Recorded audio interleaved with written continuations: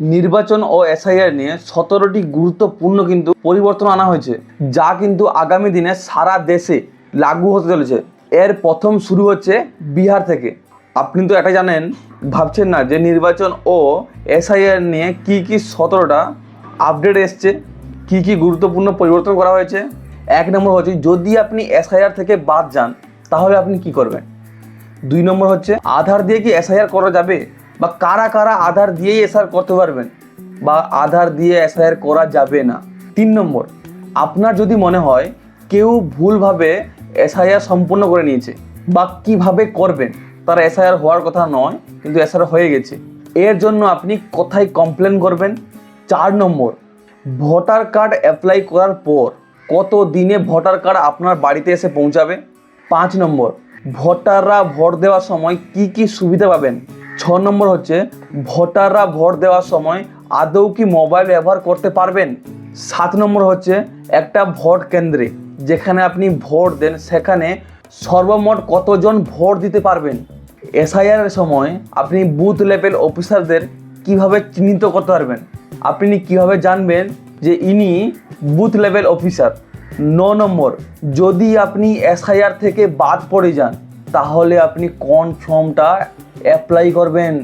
10 নম্বর, vote দেওয়ার সময় কিভাবে ওয়েবকাস্টিং হবে হচ্ছে 11 নম্বর, ইভিএম মেশিন যেখানে আপনি ভোট দেন যে মেশিনের মাধ্যমে, এই মেশিনে কি মেজর পরিবর্তন করা হয়েছে। 12 নম্বর, ভোট গণনা কিভাবে হবে। 13 নম্বর, ভোট দেওয়ার আগে কিন্তু ভোটারদের একটা স্লিপ দেওয়া হয়, ওই স্লিপে কিন্তু কি পরিবর্তন আসতে চলেছে। 14 নম্বর, ইলেকশন কমিশন কিন্তু তার নতুন একটা অ্যাপ লঞ্চ করেছে, one stop digital EC net. এর মাধ্যমে আপনার যাবতীয় তথ্য, এর মাধ্যমে আপনি ভোট সংক্রান্ত যাবতীয় তথ্য এবং কাজ সমস্ত কিছু কিন্তু এই অ্যাপের মাধ্যমে করতে পারবেন। এর মাধ্যমে ভোটাররা কি সুবিধা পাবেন, এই যে 14টা আপডেট। হ্যালো ফ্রেন্ডস, এই সমস্ত আপডেট কিন্তু জানতে হলে জুড়ে থাকুন এই ভিডিওর মধ্যে। 1 নম্বর আপডেট, সিইআই জানিয়েছে এসআইআর এর মাধ্যমে যদি কোনো ভোটারের নাম যুক্ত না হয় বা বাদ দিয়ে দেওয়া হয়, যদি ওই ভোটার মনে করেন যে উনি যোগ্য ভোটার, উনি কিন্তু জেলা ম্যাজিস্ট্রেটের কাছে গিয়ে আবেদন করতে পারবেন। प्रदेश में लगभग पहले 65 लाख और अब 3.66 लाख नामकने हैं जो कि अयोग्य मतदाताओं के हैं, और ये अयोग्यता ईआरओ के अनुसार चूंकि ऐसे मतदाता अपात्र थे, एलिजिबल नहीं थे, उनके काटे गए, और इनके ऊपर अपील जिला मजिस्ट्रेट के पास अभी भी उपलब्ध है। अगर किसी को भी शिकायत हो तो वो जिला मजिस्ट्रेट के पास अपील कर सकता है। 2 নম্বর হচ্ছে, আধার দিয়ে কি এসআইআর হবে, তাহলে শুনুন এটা। आधार, मेरे ख्याल से आप सब लोगों ने इन्यूमरेशन फॉर्म भरा होगा, भरा था कि नहीं? तो इन्यूमरेशन फॉर्म में ही चुनाव आयोग ने आधार कार्ड मांगा था। आधार एक्ट के तहत भी और लोक प्रतिनिधित्व कानून 1950 की धारा 26 के तहत भी आधार नंबर देना अनिवार्य नहीं होता, वो ऑप्शनल होता है। आधार का जो होल्डर होता है उसके ऊपर निर्भर करता है। आधार कार्ड आधार एक्ट के तहत भी न तो जहां आप रहते हैं उसका प्रमाण होता है और न नागरिकता का प्रमाण होता है। ये सेक्शन 9 आधार एक्ट का इस विषय में स्पष्ट है। अगर आपने किसी ने भी 2023 के बाद अगर अपना आधार बनवाया हो या 2023 के बाद अगर आपने डाउनलोड किया हो, तो आधार कार्ड स्वयं माननीय सुप्रीम कोर्ट के कई आदेशों के अंतर्गत यह भी कहता है कि आधार कार्ड जन्म तिथि का प्रमाण नहीं है। अर्थात सुप्रीम कोर्ट के आदेश के अनुसार और आधार एक्ट के तहत आधार न तो जन्म तिथि का प्रमाण माना जा सकता है, न आपके रहने की जगह का प्रमाण माना जा सकता है, और न नागरिकता का प्रमाण माना जा सकता है। 3 নম্বর, যদি কারোর মনে হয় কেউ ভুলভাবে এসআইআর করিয়ে নিয়েছে, কমপ্লেন কোথায় করবেন। সিইআই অধিকারী বা জেলা ম্যাজিস্ট্রেটের কাছে গিয়ে ওটা কমপ্লেন করতে পারবেন। इनके ऊपर अपील जिला मजिस्ट्रेट के पास अभी भी उपलब्ध है। अगर किसी को भी शिकायत हो तो वो जिला मजिस्ट्रेट के पास अपील कर सकता है। अयोग्य किसी भी व्यक्ति का नाम आ गया है तो नॉमिनेशन की तारीख से 10 दिन पहले अगर आप ईआरओ को फॉर्म भरेंगे तो उसमें सुधार किए जाने की अभी भी गुंजाइश है। ভোটার কার্ড অ্যাপ্লাই করার কতদিন পর কিন্তু আপনাদের ভোটার কার্ড বাড়িতে এসে পৌঁছাবে? মাত্র 15 দিনের মধ্যে কিন্তু ভোটার কার্ড আপনার বাড়িতে এসে পৌঁছে যাবে। কারেন্ট অ্যাড্রেসে কিন্তু আপনার ভোটার কার্ড পৌঁছে যাবে। वोटर कार्ड्स को सूची फाइनल होने के 15 दिन के भीतर भिजवा दिया जाएगा। 5 নম্বর, ভোট দেওয়ার সময় ভোটাররা কি কি সুবিধা পাবেন? নতুন নিয়মে ভোটাররা মোবাইল ফোন নিয়ে কিন্তু ভোট দিতে যেতে পারবেন, যা আগে এর নিষেধাজ্ঞা ছিল। 6 নম্বর হচ্ছে ভোটাররা ভোট দেওয়ার সময় মোবাইল ফোন ব্যবহার করতে পারবেন কিনা।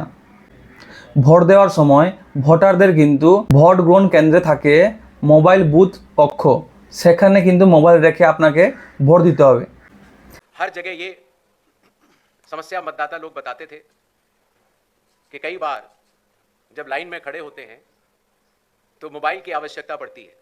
आजकल मोबाइल कोई नहीं छोड़ना चाहता, तो इसलिए बूथ के कमरे के ठीक बाहर मोबाइल जमा कर कर अपना वोट देने के बाद ठीक बाहर आएं और अपना मोबाइल ले जाएं। ऐसी व्यवस्था की ट्रायल की जा चुकी है पिछले बाई इलेक्शंस में। 7 নম্বর কোশ্চেন, একটা ভোট কেন্দ্রে সর্বাধিক কতজন মানুষ ভোট দিতে পারবেন? মুখ্য নির্বাচন কমিশন জ্ঞানেশ কুমার জানিয়েছেন, ভোট প্রক্রিয়াকে স্বচ্ছ ও সুষ্ঠু রাখতে যে কোনো ভোট কেন্দ্রে 1200 জনের বেশি ভোটার কিন্তু থাকবে না, যার আগে ছিল 1500। कई बार ये बात भी आती थी कि चूंकि पोलिंग स्टेशंस पर मतदाताओं की संख्या 1500 या उससे अधिक हो जाती थी, तो बहुत लंबी लंबी क्यूज लग जाती थी और खास तौर से आखिरी घंटों में क्यू को मैनेज करना मुश्किल भी हो जाता था। इसलिए चुनाव आयोग ने यह संयुक्त निर्णय लिया कि अब बिहार से शुरू होकर पूरे देश तक किसी भी मतदान केंद्र में 1200 से ज़्यादा वोटर नहीं होंगे, जिससे कि वोट डालने में हमारे मतदाताओं को सुविधा मिले। 8 নম্বর, বুথ লেভেল অফিসার চিনতে আপনি কি করবেন? বুথ লেভেল অফিসার চিহ্নিত করার জন্য বুথ লেভেল অফিসারদের আইডি কার্ড প্রদান করা হয়েছে। তা দেখে কিন্তু আপনি যে বুথ লেভেল অফিসার আপনি চিহ্নিত করতে পারবেন। बूथ लेवल ऑफिसर्स को जब वो मतदाता के पास जाएं तो मतदाता उनको सुगमता से पहचान पाए, इसलिए बूथ लेवल ऑफिसर्स के लिए भी फोटो आईडी कार्ड्स शुरू किए गए। এসআইআর থেকে যদি আপনি বাদ পড়ে যান তাহলে কিন্তু আপনি কোন ফর্মটা অ্যাপ্লাই করবেন? এই ফর্মটা কিন্তু আপনাকে, যদি আপনি এসআইআর থেকে বাদ পড়ে যান তাহলে কিন্তু আপনাকে এই ফর্মটা অ্যাপ্লাই করতে হবে। अगर किसी भी मतदाता, चाहे वो महिला हो या पुरुष हो, अगर उनका नाम या तो छूट गया है या अयोग्य किसी भी व्यक्ति का नाम आ गया है, तो नॉमिनेशन की तारीख से 10 दिन पहले अगर आप ईआरओ को फॉर्म 7 या फॉर्म 6 भरेंगे तो उसमें सुधार किए जाने की अभी भी गुंजाइश है। ভোট দেওয়ার সময় প্রত্যেক বুথে কিভাবে ওয়েবকাস্টিং হবে? ইলেকশন কমিশনারের নতুন সিদ্ধান্ত, বিহারের প্রত্যেক বুথে কিন্তু ওয়েবকাস্টিং হবে। এটা কিন্তু শুধু বিহারের নয়, সারা দেশে কিন্তু এই প্রক্রিয়া লাগু হতে চলেছে। पहले ये बात भी आती थी कि जो वेबकास्टिंग है, जो पोलिंग बूथ के अंदर जो वेबकास्टिंग होती है, वो कहीं 50% या कम से कम 50% या 60% बूथों पर होती थी, और अब बिहार से शुरू होकर पूरे देश में जब भी चुनाव होंगे 100% वेबकास्टिंग हर पोलिंग स्टेशन पर की जाएगी। 11 নম্বর কোশ্চেন, ইভিএম মেশিনে কি কি বদল আনা হয়েছে? শুনুন। कई बार प्रत्याशियों ने ये बात कही कि जब ईवीएम पर जो बैलेट पेपर या कागज लगता है उसमें जो उनकी फोटो आती है वो ब्लैक एंड वाइट होती है, और इसलिए मतदाता को पहचानने में कई बार दिक्कत हो जाती है। हालांकि चुनाव चिन्ह तो रहता है, और साथ ही साथ ये भी बात आई कि सीरियल नंबर भी बड़ा होना चाहिए। तो इसलिए बिहार के चुनाव से शुरू करके पूरे देश में अब सीरियल नंबर का फॉन्ट भी बड़ा होगा, और प्रत्याशियों की फोटोग्राफ वो कलर्ड फोटोग्राफ लगाई जाएगी। 12 নম্বর, ভোট গণনা কিভাবে হবে? ভোট গণনা নিয়মে বিরাট পরিবর্তন এসছে। কত ভোট পড়ছে সেই তথ্যের সঙ্গে ইভিএমের যদি অমিল থাকে সেই কেন্দ্রে কিন্তু ডিভিপ্যাট গণনা করতে হবে। এছাড়া ইভিএম গণনার শেষ 2 রাউন্ড আগে পোস্টাল ব্যালট গণনা করতে হবে। पहले जब वोट्स की काउंटिंग होती थी तो अगर फॉर्म 17C, जिसके बारे में आपको बाद में आगे बताऊंगा, अगर उसमें जो प्रिसाइडिंग ऑफिसर पोलिंग एजेंट्स को देते हैं और ईवीएम की काउंटिंग यूनिट में अगर कोई भी मिसमैच होगा तो ऐसी सभी वीवीपैट की गिनती पूर्णतः की जाएगी। इसी तरीके से पोस्टल बैलेट्स की गिनती भी ईवीएम के आखिरी 2 राउंड से पहले पूर्ण करना अनिवार्य होगा और ईवीएम के आखिरी 2 राउंड उसके बाद ही शुरू होंगे।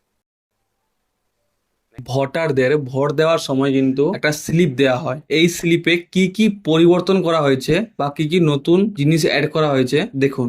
कि जो मतदाताओं को वोटर इंफॉर्मेशन स्लिप दी जाती है जिससे कि उनको पता लग जाए कि ये बूथ कहाँ पर है और अगर चाहें तो पहले भी जाके देख सकते हैं, उसमें बूथ की संख्या और पता बड़े फॉन्ट में, अगर आप देखेंगे इसमें तो लाल रंग से उसमें चौकोर किया हुआ है, तो बड़े फॉन्ट पर आप दूर से ही देख सकते हैं जिससे कि आप अपने मतदान केंद्र में बड़ी सुगमता के साथ जा सकते हैं।